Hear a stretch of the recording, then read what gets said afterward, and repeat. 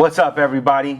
And welcome once again to the Endzone, brought to you by Gym Bag Entertainment, show about football by guys that love football. I'm your host, Craig, with my co-host, Your boy Ace. and we have another great week for you. And like always, we're going to kick it off with the injury report. And today we only have the one. N'Keal Harry for the New England Patriots has been officially put on injured reserve.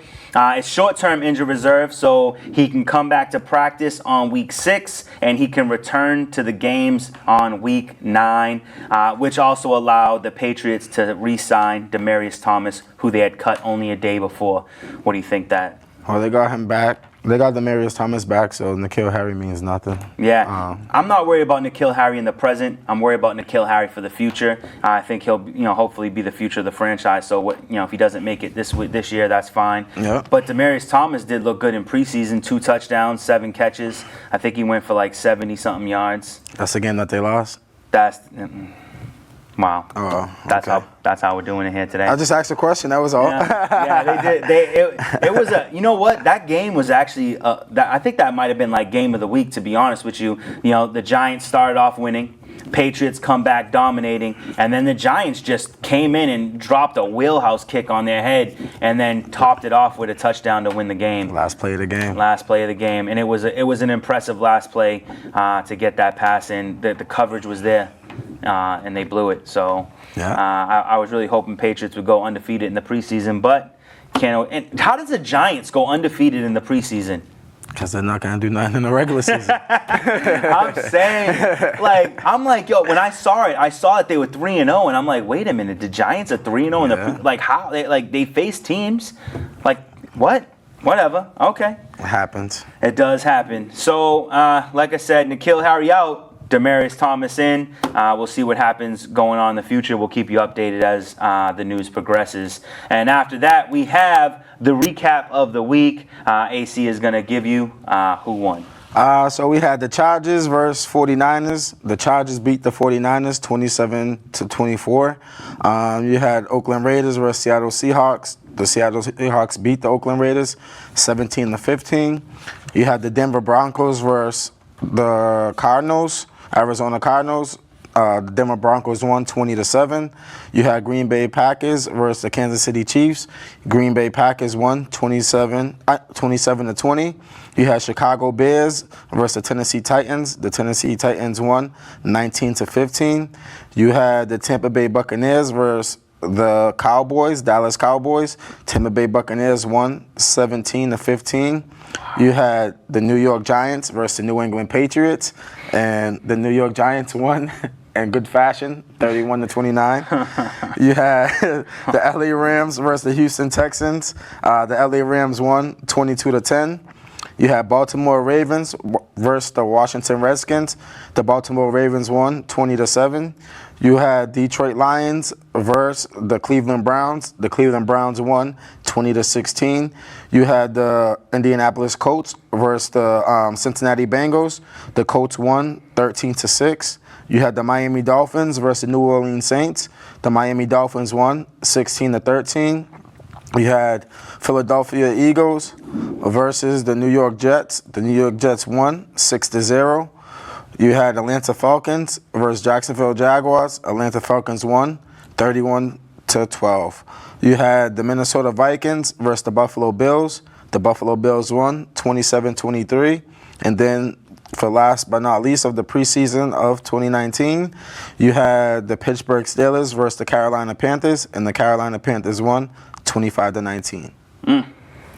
This was, preseason's been tough to call. But now, the games are over, and it's time for the big boys to step up. So now, we need to see who makes the best picks. I think we keep track. We're going to keep track. And, we'll do our top 10s, and, at the end of the season, whoever has the most wins is obviously the GOAT. So, moving on to some great news. Football is here. And for those of you watching the show on public access, tonight is the night. And it's going to kick off Green Bay versus Chicago, September 25th, Thursday, 8:30 p.m. And this is a classic matchup. What do you think?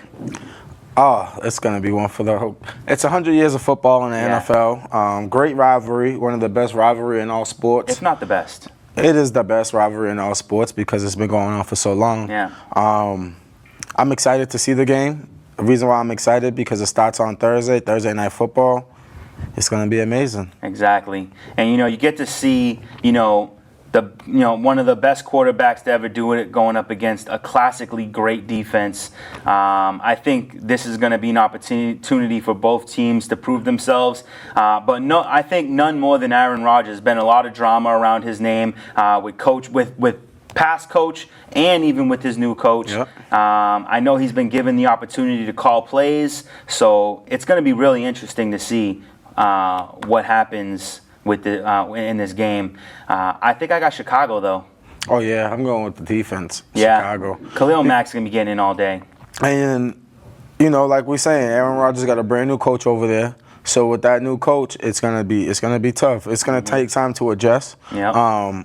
I do like the Bears. I can't tell you that I don't. I like Mitch Trubisky to do what he got to do. I love Mitchell Trubisky. Yeah, and I think they're gonna a great defense versus a subpar offense. All right. Let's see what happens. We will see what happens.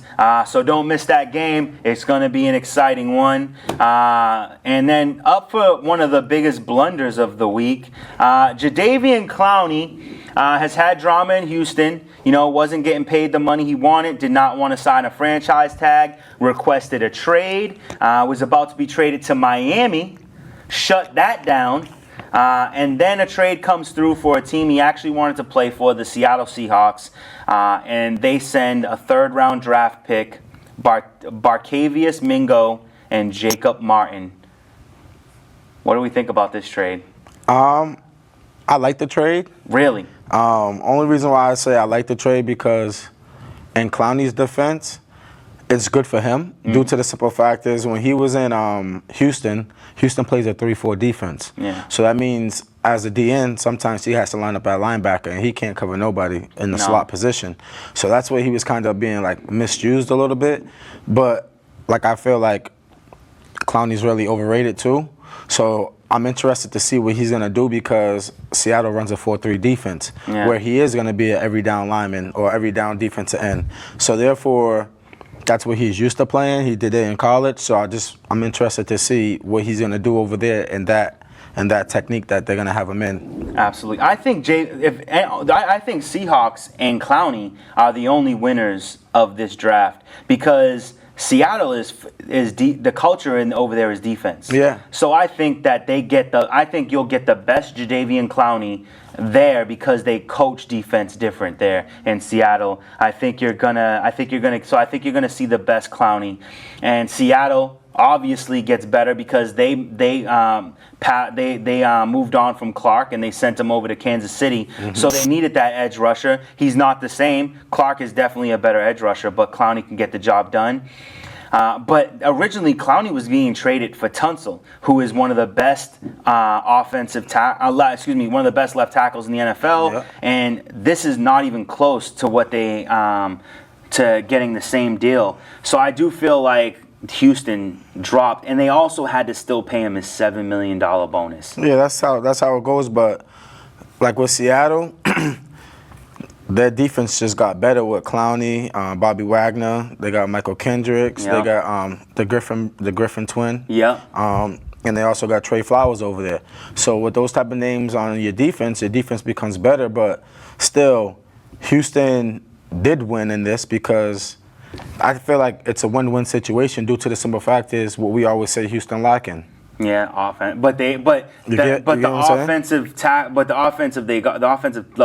left tackle they got was from a trade with Miami, not from Seattle. Yeah, but they still won because you maneuver things to get what you. Yeah. All right, I'm losing Clowney, which is one of my good defensive ends, but then I'm bringing in a better lineman in his position. Yeah. So it's like that three-way trade kind of, you could say Houston won too because they got something that they really needed. That's true. To protect D. Watts, because what we always say, he's getting hit. He's almost like a guy from the coast that just retired. Yeah, like Andrew Luck. Andrew Luck, you know what I'm saying? He's always being hit, and now you got a top caliber offensive lineman that helps out a lot of the situations there. So Correct. I'm interested to see how it goes both ways, you know, because what is Clowney gonna do over there in Seattle, and how many times you're gonna see D. Watts get hit from the left side? So it's like, it could be a hit or miss, honestly. And that I will say that we didn't actually say it, but Houston sends 2 first-rounders and a second-rounder to get left tackle Laramie Tunsil, who is arguably one of the best left tackles in the NFL, and they get Kenny Stills. I do like this trade. I do think I almost feel like they gave up a little bit too much. I think a first and a second would have been enough, but they obviously had to give up the 2. But like we've spoke about, like you just said, they need that protection for their quarterback in order to get longevity from him. So this is the trade that they made that I actually loved. Adding Kenny Stills gives them one of the most dynamic wide receiver games like that. And that I think, because you love Will Fuller. I do. And this rises Will Fuller's stock because he's not going to be relied on as much, which I think makes him last longer health-wise. Make him healthier. And then if he do go down, now you have someone that's kind of like his type of caliber guy that can come in and step in too. So that's why I said it kind of worked out because, we're going to give you Clowney, but let's go trade over here and bring in what we need, a couple missing pieces. And I feel like their defense, Houston's defense, really didn't losing Clowney. Because like we said, he's been declining over there. Exactly. But their offense just went from say if it was at a 7, it went to a 8.5, 9. Correct. Now, with those 2 additions. You get what I'm saying? So I feel like they won too. Off the trade that they did, they won. And Seattle's defense went from a 7 to an 8.5 too. So everybody, it's kind of like a win-win. Only people that lost in this situation was Miami. Miami. We're going to talk about that later. We'll talk about that one. So absolutely. I do, however, like I don't know much about Jacob Martin, but I like Barkevious Mingo. We had him for on the Patriots. He came from Florida, right? I don't know what college he Florida. came from, but what team was he on? I almost want to say he was on the Saints, and then we traded for him or we signed him. Okay. He played 1 season for us. He played mostly special teams. He's a linebacker and he's fast. Yeah. Like the boy is fast. He's definitely a special teams guy. He doesn't you can plug him in if need be, but he's definitely a special teams guy. But I really like Mingo, so I do like that Houston added that addition. And then sticking with Houston, I kind of like this. I know a lot of people think that this was a dumb move, but Cleveland trades with Kansas City to pick up Carlos Hyde. And I'm hoping that Carlos Hyde can, have something left in the tank, and they needed a running back. Yeah, well, we mentioned every scenario of a running back, and his name was one of the names that we mentioned last week's show when we said, who can Houston go out there and get since Lamar Miller got hurt? Yeah. I'm interested to see what he does also, Carlos Hyde over there, because, he hasn't really cracked 1,000 yards yet in his career. 2016 and 2017 was his best years as a running back, where he put up 900 plus, but not 1,000. Yeah. Scoring 6 touchdowns one year, 8 touchdowns the next. So I'm interested to see what kind of caliber guy that we're getting, and not to mention their O-line just got better too. Correct. So it's kind of like It's kind of like You know the what I mean? situation. Yeah. It's his situation to ruin. He can let this make him, or it can let him break him. I do believe that for Carlos Hyde, this is a make or break. Yeah. Yeah. Last chance opportunity. Show the NFL that you have what it takes to be a starting running back, or at least a valuable backup. Yep. And no better team to do it. They're desperate. Duke Johnson went from being their number one. Now I think they'll go running back by committee. Yeah. Coin flip. Yeah, exactly. And but I think that this is the power of this offense. I think is just what Carlos Hyde needs to get started. So we like this move, and I hope to see. I've always liked Carlos Hyde since San Fran. I just feel like his injuries have always held him back. So I guess we'll see what happens. And then next, the Buffalo Bills release LaShawn McCoy, who then immediately gets signed by Kansas City. We called that. And we called it. We talked about that big time, and I love this move. Talk about it. I love it. I love that move too. Here's my two feelings. Yeah. One feeling, I was kind of mad at the move because I wanted to see him go to Houston. You know, I said Yes, that. yes. Right? That was my number one guy to go to Houston. Especially for the blocking. Yeah. But on the flip side, I love it because he's back with Andy Reid now. Yep. You know, that's that. When they was in Philly, he did well with Andy Reid. Now he's back with him in Kansas City now. That's his hometown. And I just want to see what he's going to do with Andy Reid now, because Andy Reid's going to utilize him. And Andy Reid knows how to utilize exactly, him. and Andy Reid knows what he got in the tank and knows what he don't have. And I just think he kind of fell into the best position possible. 100%. You get what I'm saying? Andy Reid has already said that LaShawn McCoy and Damian Williams are his number one running backs. That they both have, they're both starters, neither one over the other. LaShawn McCoy definitely has something left in the tank. For sure. His skill set is amazing. And I do think it helps that they signed him because he can help bring along Damian Williams, who they want to be their number one guy. I can't disagree with you more. Like, this was the perfect scenario for LaShawn McCoy and for Andy Reid. Absolutely. And I'm excited to see what happens. Because it's either going to be boom or bust. Yep. Both of those running backs, him and Carlos Hyde, both was in the same. Yeah, they're both in the same boat. Yep. LaShawn McCoy, though, it's less impactful because, like, if he doesn't do well, he retires, and he retires having had an epic career. You know, Hall of Famer. If Carlos Hyde doesn't work, then he's got pushed out of the NFL, and he either becomes. You can't really say pushed out due to the simple fact is he's got the best opportunity right now. Yeah. To perform. So it's kind of like, if you don't perform, bro, you're out of the NFL. Yep. You know, it's not like you've been pushed out. It's like you haven't lived up to that standard. Yeah, and he's been given opportunity. He had a great opportunity in Cleveland. He had a decent opportunity over in Jacksonville, and San now. Fran. He was in San Fran originally. Yeah. I think with barring his injuries, he took advantage of the opportunity in San Fran, and then once they got their guys over there, once they got their new running backs over there, they kind of just said, all right, we're done with Carlos Hyde. But since then, he's been given plenty of opportunity to succeed, and he hasn't been able to. So if he can't hear, but LaShawn McCoy, I think LaShawn McCoy is going to have the better of the two opportunities out of the two guys. All right, and then this. Something that I called happened slightly different than the way I thought it was going to happen. But Brian Hoyer signs with Indianapolis. But this isn't some type of crazy news but the reason why I bring it up is because of the other things. He got signed to a 3-year, $12 million deal with $9 million guaranteed. That for a backup. For Brian Hoyer, that's outrageous. And here's the thing. They were paying Brian Hoyer like $3-4 million on the Patriots. They could have just traded. Said, hey, Patriots, we'll give you a 5th-round pick. Give us Brian Hoyer. No.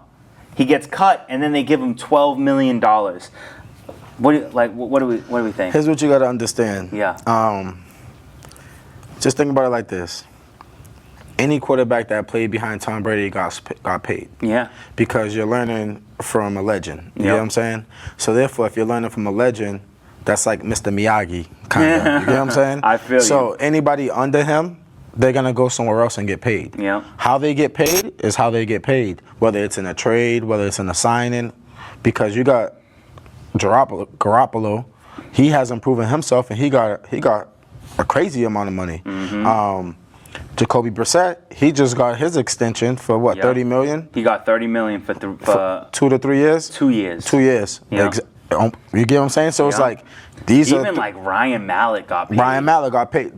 That's 4 quarterbacks off the top of our head right there that got paid from playing behind Brady and the Patriots system. So like you said last week, you called this last week, so that's why it wasn't surprising, because you called it like Brian Hoyer is going to go there. And it's kind of like, you just got to respect it, because we already know New England's not going to pay a backup almost like starter money because they already got Brady. Yep. And you could tell they went with the younger guy, Stidham. They went with him because he did outperform Brian Hoyer sometimes, but in some flashes, Brian Hoyer looked better than him. And then on the flip side, Stidham looked better than Brian Hoyer. So they went with the youth. Yeah. In other words. Brian Hoyer has an advantage. He started with the New England Patriots. Yeah. He was Brady's backup for a few years back when. And, you know, I think part of the reason why they brought Brian Hoyer onto Indianapolis Colts is because he is a leader. You know, they said in the Super Bowl he was like an additional coach out there. Brady says he helps bring him, settle him down when things are going rough. So this is a guy who can come into your team, and he might not play, but he can help bring Jacoby Brissett along. He can help calm Brissett down, give him some advice. You know, you don't have to be great to have great advice. And he's already ready to go. Yeah. So you can't knock that, man. Yeah, you can't. And Brian Hoyer is probably one of the better backups in the NFL right now. Yes. He can go out there and he can win a game or two for you if Brissett gets hurt. He's definitely not a starter. I don't think that they brought him on for the competition. I do think they brought him on just in case. And I really like this signing, which is why I definitely said it last week. So that's interesting to see what happens with this particular signing. All right, now we're going to move on to AC and Craig's top 10 picks against the spread. So if you like to bet money, this is where it becomes real. This is where it's about starters and not about chance taking. These are official picks, regular season. It's time to go. It will be counted. And these will be counted to see who is the better picker. And I'm going to let you go first. Oh, so my first up, I got Los Angeles Rams. Yes. Versus Carolina Panthers. Absolutely. I'm going with the Rams -3. I like it. You want me to keep going down the list? Should we go back and forth? You want to go back and forth? I'll go back and forth. Well, I have to agree with you, my friend. I have the Rams beating the Panthers +3. Do it up. That was a wash then. Yeah. Next up, I got the Baltimore Ravens playing versus the Miami Dolphins. Baltimore Ravens is -7. I'm going Ravens. I have to also agree with this particular pick. I have Baltimore beating Miami. I'm going to go next because I want to save one. Okay. I got Philly going up against Washington. Washington getting 9.5 points. I don't think that's enough. I think they need 21 points. Philly dominates. I don't have that one. So okay. Good. Next up for me, I have Kansas City versus Jacksonville. Kansas City's -3.5. I love Kansas City. Wow. See, that was too bold of a pick for me. I could not go there. One game I did have to go with is the New York Jets versus the Buffalo Bills. Buffalo is getting 3 points, and my man Le'Veon Bell is going to be on fire. The Jets cannot be stopped. Jets win. I didn't take that one. Okay. Next up, I have Tennessee Titans versus the Cleveland Browns. Cleveland Browns is -5.5. I love Cleveland. And I cannot disagree with that pick as well. I took Cleveland Brown over Tennessee, but I also took the even spread, San Francisco 49ers versus the Tampa Bay Buccaneers, and I have to go with San Fran in this game. George Kittle is a beast. San Fran's D has bulked up, and I do not believe in Jameis Winston. I actually got that too. Same team? Yep. Oh, all right. I got that. All right, what do you got next? So I got to leave that one out. Next up, I got Cincinnati Bengals versus the Seattle Seahawks. Seattle Seahawks is -9.5. Craig's words, I think they need 21 points. But I'm going Seattle Seahawks, -9.5. Okay, I chose this game, but here's where it gets interesting. Cincinnati takes the victory in this particular game. 9.5 points is a lot of points for an offense that is still pretty good. And I don't believe in Seattle's offense. I only believe in their defense. And I think that Seattle will win this game, but I do not believe they cover the spread. So there's that.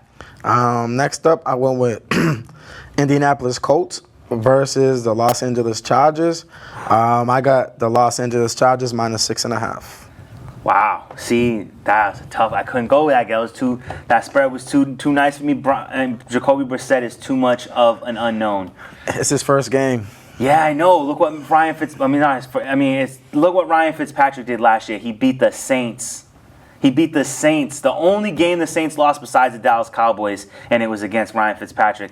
That's too risky. We shall see. But what I did do is I picked the Dallas Cowboys going up against the bums of New York Giants. Giants getting 7 points, and I know Dallas is going to win this one. I took that same one. All right. Next up for me, I got Detroit Lions versus the Arizona Cardinals. Arizona is plus 2.5. Yeah. I'm going with my young boy to get it done. Okay. I'm taking Arizona. I love it. Plus 2.5. Because I have chosen to go in the opposite direction. I believe that Kyler Murray is a very good quarterback. I believe David Johnson is my favorite running back. But I do not believe game one that Kyler Murray gets the job done. I think the Detroit Lions come in and steal that victory. Detroit is trash. Detroit is trash. That's a perfect first game for Kyler Murray. It is, but that's I believe a perfect first game for him. Yeah, and watch. The first game that Detroit Lions played last year against the New England Patriots, they beat us. Listen, you want to compare everybody to the Patriots. This is NFL. The Patriots are the mold. Nah. Next up, I think they're going to win. Detroit Lions because they have the better defense. Okay. Go ahead. Next up for me, I got the Denver Broncos versus the Oakland Raiders. That spread is even. Yes. I'm going Oakland Raiders. Damn it. I'm also going the Oakland Raiders. So that's all of them, right? That's all of them. All right. So we have a couple shared picks. We got a couple picks at odds, and we got a couple different picks. I think this will be an interesting week. I can't wait to see where we're at with the numbers. I'm going either 8 for 10, 10 for 10. 10 for 10? Maybe. I don't even think I'm going to say 8. I got 8. I'm going to be humble and sit down. I got 8. And now, for the best news of the day, for the people who are true Patriots fans, when the Patriots face the Steelers Sunday night, before the game, the banner, number 6, for the 6th Super Bowl of 2019, the banner will be dropped. And I am ecstatic about this. See, haters with their head down like, whatever. This is not interesting news to me. It is interesting news. The Super Bowl champs are raising the banner. It's a reason to celebrate. I got my Patriots gear on for y'all. Got the new helmet. It's so pretty. That won't be there next week. Oh, it's going to be here every single week like clockwork. I might even bring in my Patriots football signed by Rob Gronkowski. But I'm excited for this. It's good to celebrate. Patriots are the Super Bowl champs, and they will repeat again this year. So it's good to just drop the banner to begin the season. I don't know who they're gonna have out, but I'm sure that they'll have some of the Patriots alum to be there, and it will be an exciting day. Don't miss it. Patriots will dominate the Steelers. I don't know if they'll beat the spread, which is why I did not put them on there, because 6 points is a lot of points to beat the Steelers. Oh, you're scared? I'm scared of the spread. Get a dog. I am afraid of this spread, but I am not afraid of the victory. Wow. The Steelers have nothing for the Patriots. That's interesting. Yeah. I think it's gonna be a close game, to be honest with you. I think that the Patriots win by 3. I think it's going to come down, maybe not a last-minute field goal, but I think it's going to come down to the field goal score. And I think the Steelers are going to get an opportunity, and the Patriots are going to shut them down. All right. And now, this is a conversation I'd like to really, really dive into. Is Miami tanking? Yes. That's as deep as we need to go? No, we're going to jump into it.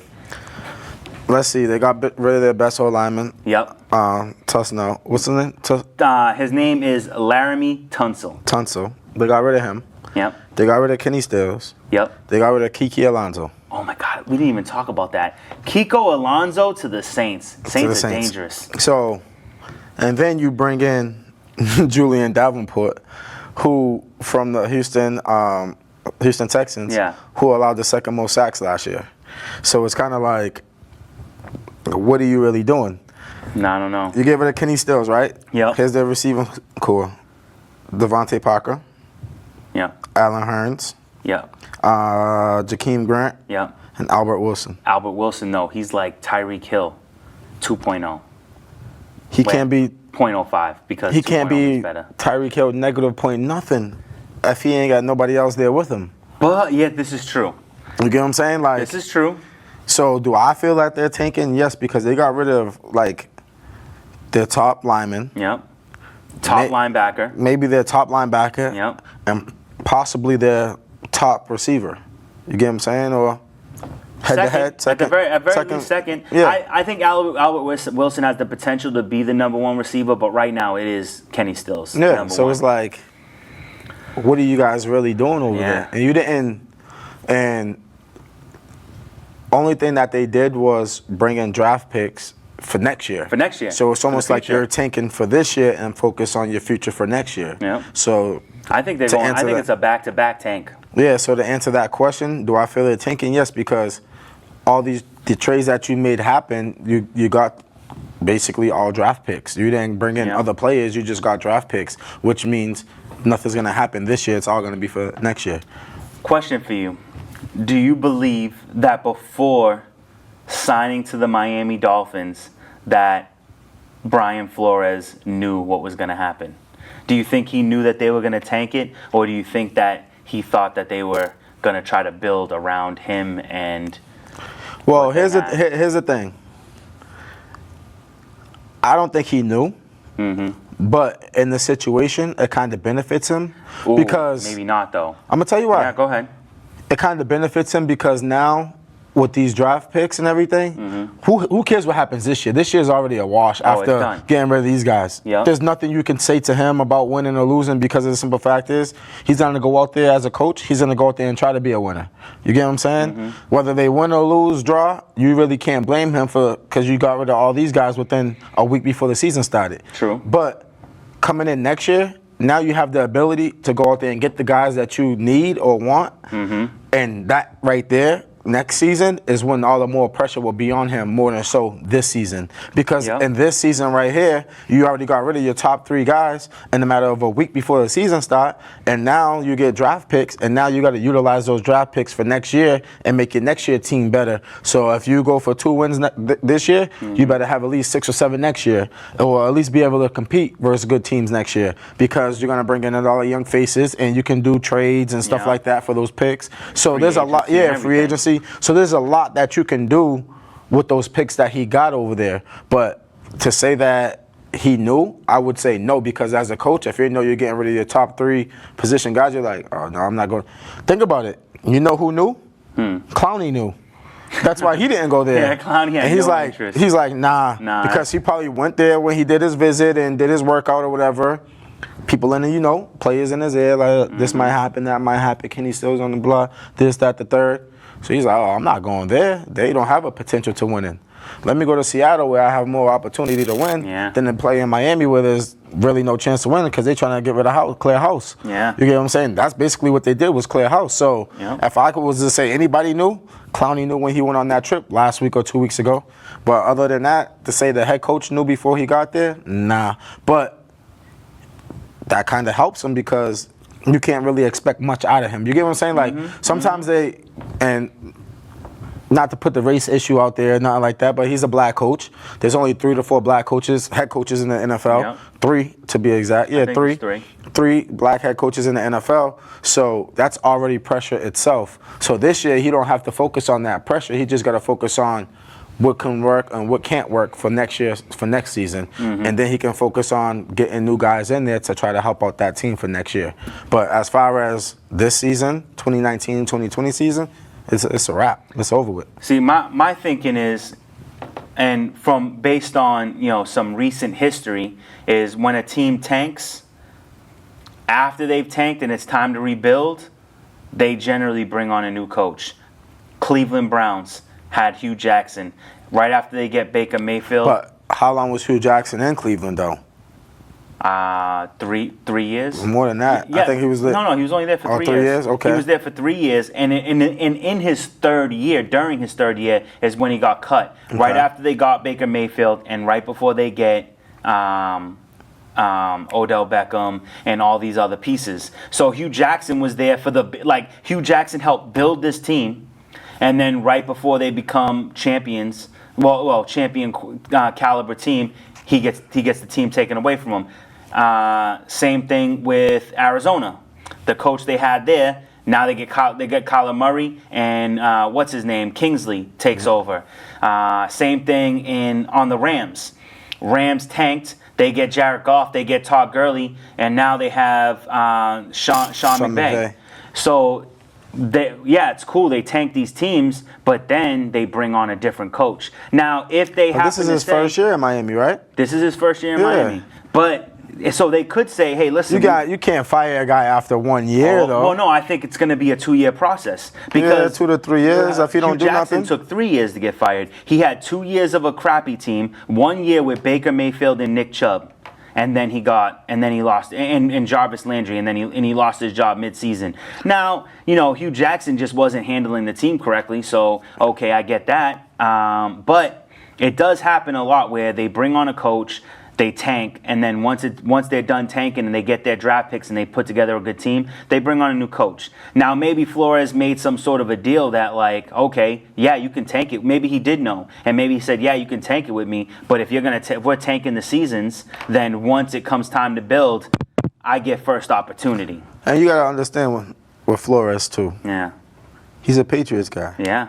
So therefore, when Patriots guys, they have more of a longer rope to hang themselves. Mm-hmm. So it's not like they're gonna look at him like he don't know what he's doing. True. Because where he comes from. Defensive guy. You get what I'm saying? But you gotta give the guy at least 2 years, like maybe 3 years to actually compete again. I think he needs 2 years to build a team, a third year to make it into playoffs and win at least one playoff game, especially in the division he's in. I think that they might be. I heard this on the radio and I really agreed with it. That Miami might be timing their build with Brady's retirement. Okay, let's tank. Let's build over the next 2 seasons. By season 3, Brady's either Brady's at his lowest level or he's retired, and now we can try to make a run at the division. Which is why I also think it may have been a mistake of Jadeveon Clowney to not go to Miami. He's still young. Yeah. He goes to Miami. He doesn't have to work too hard because they're not trying to win. They're just trying to maintain. And then he has something to prove, though. That's the difference with Jadeveon Clowney. He has something to prove because he hasn't did much. Yeah, but over these last couple years. He could have been the shining star in Miami. I don't know about that. I mean, he could have tried to be. I think he's in the best situation right now. He's in the best situation for the current moment, and I'm not saying I'm not saying going to Miami would have been the best situation for him. I'm saying that if they're trying to tank this year so they can build over the next 3, I think that he could have been a part of that, and then he could have been on a team fighting in a strong division and possibly be on a team that could develop into because they're probably going after that number 1 quarterback kid. I think his name is Williams or something like that. There's a kid in college. He's like the top quarterback prospect. They could be from. The number 1 is probably Trevor Lawrence from Clemson. Trevor Lawrence. They could be trying to go after Trevor Lawrence. Or Tua, or dude that used to play at Alabama. He went off the other day, too. Yeah, but I think it was Trevor Lawrence. That's the guy that they were talking about. I think that he's the guy that they could be going after this year. And, and they're just using Fitzpatrick and Rosen to get through the season. So I'm not sure, but I'd like to see what happens with that. Yeah. And I like to see, I always love it when a team bombs and then builds back up from scratch, and seeing the players that they bring on, the coaches, how they develop, and I like to see them teams win. That's what I loved about watching with Jacksonville, and I loved watching it with Cleveland. So we'll see what happens. Yeah. All right, now we are on to our top picks for the week, games to watch. And now it's regular season, so it can't get more real than this.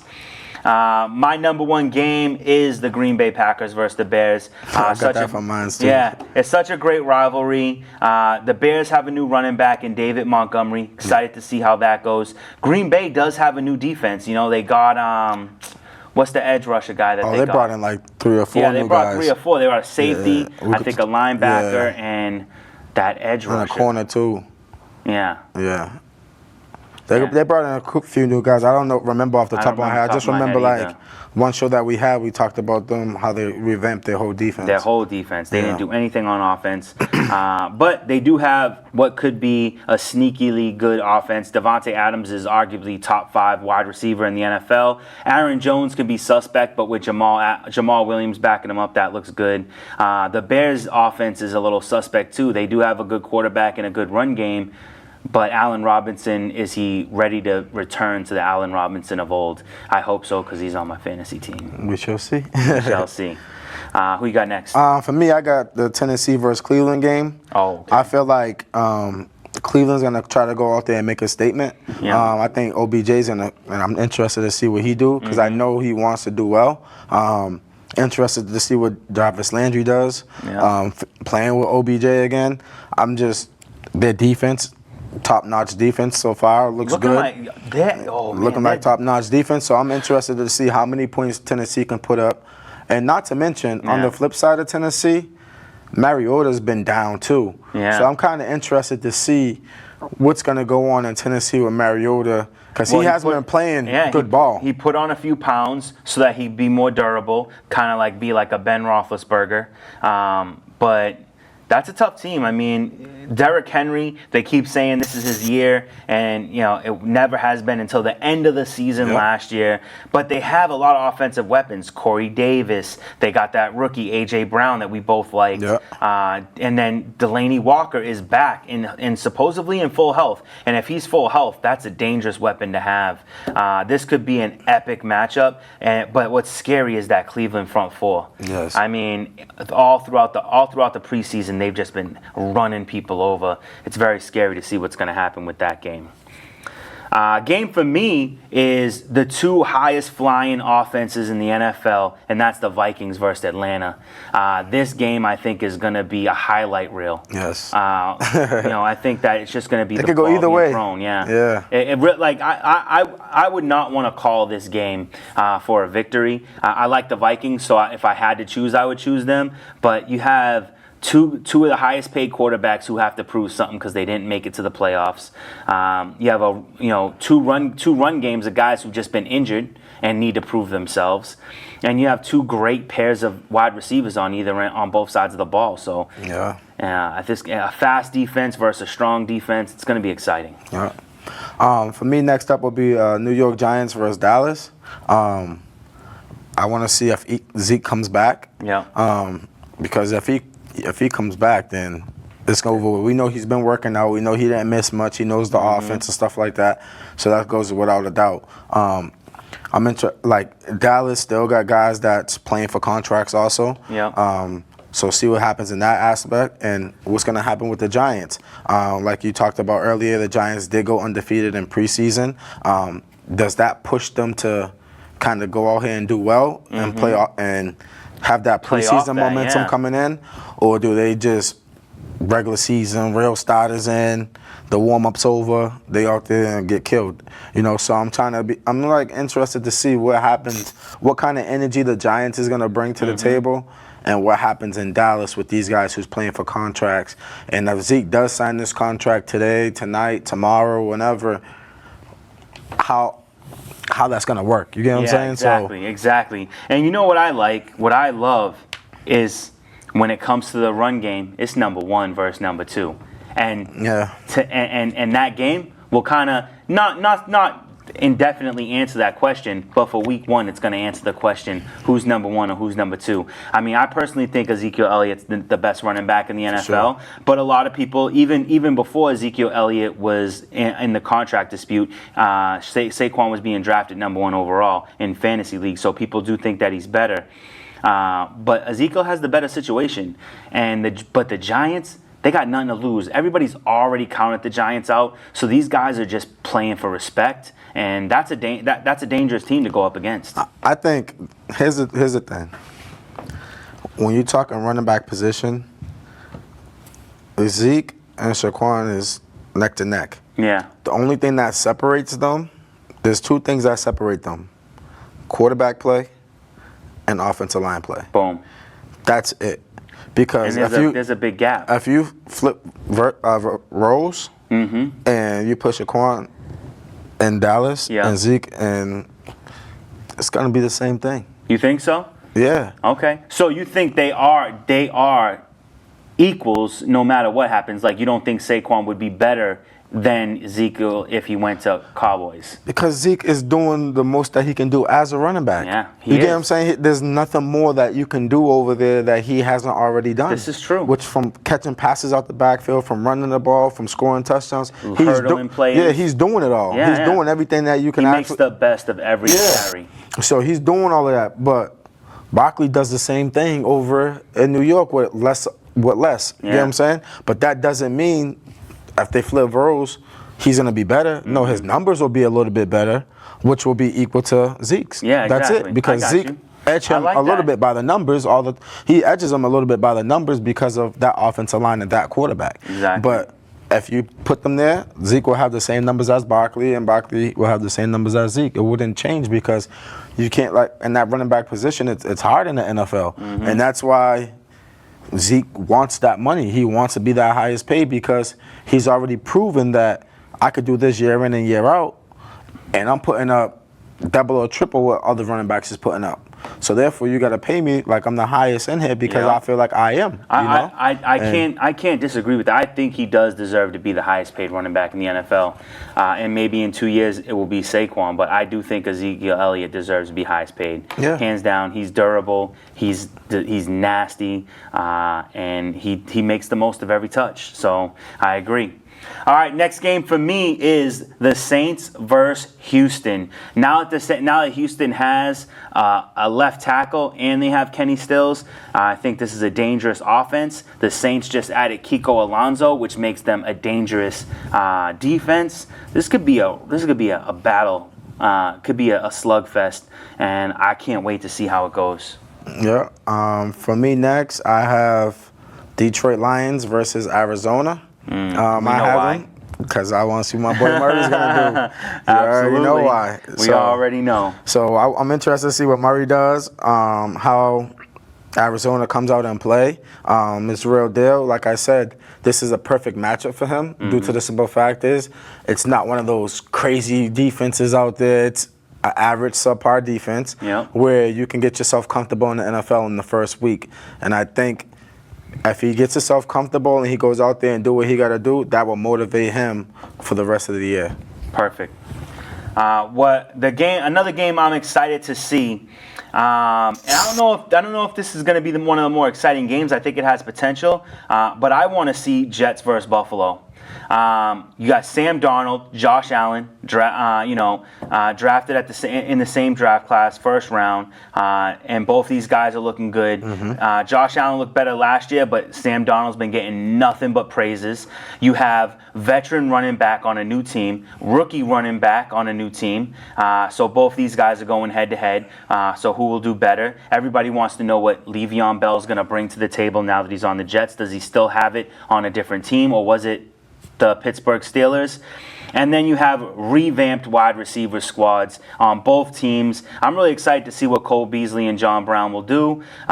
Jamison Crowder over on the Jets, and I think this has the potential to be a gritty, exciting game. I like that. Yeah, you hit it on the head on every angle. My last but not least is Denver versus Oakland. I love this matchup because of AB's my guy. Of course. I want to see what he's going to do. Derek Carr, I think a lot of people think that he's not as good as he is. I'm one of those people. And I think that he's going to shock a lot of people and prove himself, knowing that he got AB. Yeah. And a valid run game. Yeah. I wasn't even going to get to that yet. But on top of that, I want to see what AB and Derek Carr do versus that Denver defense. Because unlike my guy Murray, Carr's going to verse a top-notch defense with that Denver defense, that front seven. You get what I'm saying? Exactly. So, and AB got to go up probably against Chris Harris. Yeah, but he wins that matchup. Yeah? Yeah. Okay. But the thing is, I love what John Gruden's doing over there, building that culture. Have him rolling out a lot, which will benefit him. Like, Because Carr, he's not the fastest player in the world, but if you let him get out on the roll, he's better throwing on the roll than he is sitting in the pocket. Yeah, because he's like, we call it happy feet. When you're in the pocket, I think when he's rolling out, that's gonna keep that pressure away unless it's coming from the edge, and he could just dump it off. Okay. So I think that's gonna help him, but that Denver defense is no joke. So, and nobody really talk about Denver's offense, but they don't have much of an offense, to me, personally. What's Philip Lindsay going to do this year, you know? And that's what I was going to say. They don't have much of an offense, which means all eyes is on Lindsay because of what he did last year. You get what I'm saying? So how could you revamp yourself and make yourself better in this NFL day this weekend coming up? Yeah, he has to prove that what he did wasn't a fluke, because you always say it, and it's like the best way to look at something is anybody can be good when you don't have film. Yes. And the first time you ever said it, I gotta admit, I was like, what do you mean? There's college film on these guys, but that's not the same thing. Nope. That's what they do in college is not what they're doing on any particular team. It's a completely different system that they're going to be underneath. It's going to be a different game, unless you just happen to go from an exact same system in college to an exact same system in the NFL. But even still, that's hard, because the simple fact is, in college, you have your elite group of players that that's going to the NFL. Yep. And you have your average players, but in the NFL, everybody's elite. Exactly, you get what I'm saying? Exactly. In college, you don't have defensive linemen 275, 300 running 4.4s, 4.5s at you. In NFL, you have that. Across the whole line. Yeah, across the whole line. But in NFL, you have that. So that's the biggest difference. You could be in the same system. Yeah. It's about getting that ball out quicker, or it's about your cutbacks and stuff like that you got to do, whether you're a quarterback, whether you're a receiver, whether you're a runner. So that's why film is big, because once they get that film on you and they see how you running and stuff like that, you got to adjust. Exactly. And can he make that adjustment? Yeah. I will say this about Denver, is that they do have a sneaky good wide receiver core. Emmanuel Sanders is supposedly back at 100%. Cortland Sutton was pretty good. He was decent. Yeah, he was decent. He ain't no number one guy, but he's decent. And I always forget what that other guy's name is, but they got that third guy. They're okay. Noah Fant, new at tight end position. He seems to be healthy, good to go. So you don't know what you're gonna get from this offense, which does make them, it can make them scary. It can make them hard to break down. But I do like this game. This is a good choice. I like what you chose. And then finally, we can't leave my top picks without saying the New England Patriots. Patriots versus Pittsburgh, and that's just always going to be an exciting game because Tom Brady's in it, Bill Belichick's coaching, and we're going to win. So I can't wait to see that game. But I want to see how Demaryius Thomas does. And you know what I really want to see is Jacoby Myers. He was linking up with Stidham really well, and then Tom Brady came in week 3 and he was off with Stidham. They weren't connecting very well. I want to see if they fine-tune that coming into this game 1, because Jacoby Myers could end up being a big name wide receiver for us. I think people underestimate what this kid's gonna do. Praying and hoping. Praying and hoping. All right, and we had college update. College update. So college update. Week two, we have top 25 teams only. We got Army 1-0 versus Michigan, number 7 Michigan 1-0. That's September 7th at 12 p.m. We have Cincinnati, that's 1-0 versus Ohio State, number 5 1-0. That's September 7th at 12 p.m. We have Rutgers versus number 20 Iowa. Both teams is 1-0. They play September 7th at 12 p.m. We have number 22 Syracuse versus a good Maryland team. That's 12 p.m. on September 7th. We have Northern Illinois versus number 14 Utah. Both teams is 1-0. They play at 1 p.m. We have Central Michigan versus number 19 Wisconsin. Both teams is 1-0. That's at 3:30 p.m. The game of the week, I would say, is number 12 Texas A&M, who's 1-0, versus number 1 Clemson Tigers. Woo. They play at 3:30 on Saturday. You got Murray State. That's 1-0 versus University of Georgia, number 3, who's 1-0 at 4 p.m. on Saturday. You got New Mexico State versus number 2 Alabama. They play at 4 p.m. on Saturday. You have Northern Colorado versus number 23 Washington State at 5 p.m. on Saturday. You got South Dakota versus number 4 Oklahoma. They play Saturday, September 7th at 7 p.m. You have number 17 UCF, University of Central Florida, who's 1-0 versus Florida Atlantic, who's 0-1. They play at 7 p.m. September 7th. You got Buffalo, who's 1-0 versus Penn State, number 15 Penn State, who's 1-0 at 7:30 p.m. This is another game of the week for me too. You got number 6 LSU, who's 1-0 versus number 10 Texas Longhorns. They play at 7:30 p.m. On Saturday. And then you got Nevada, who's 1-0 versus number 11 Oregon, who's 0-1, who took a bad loss this week to Auburn in the last play of the game. They play at 7:30 Saturday. And then you got Tennessee Martin, who's 1-0 versus number 8 Florida, who's 1-0. They play at 7:30 on Saturday.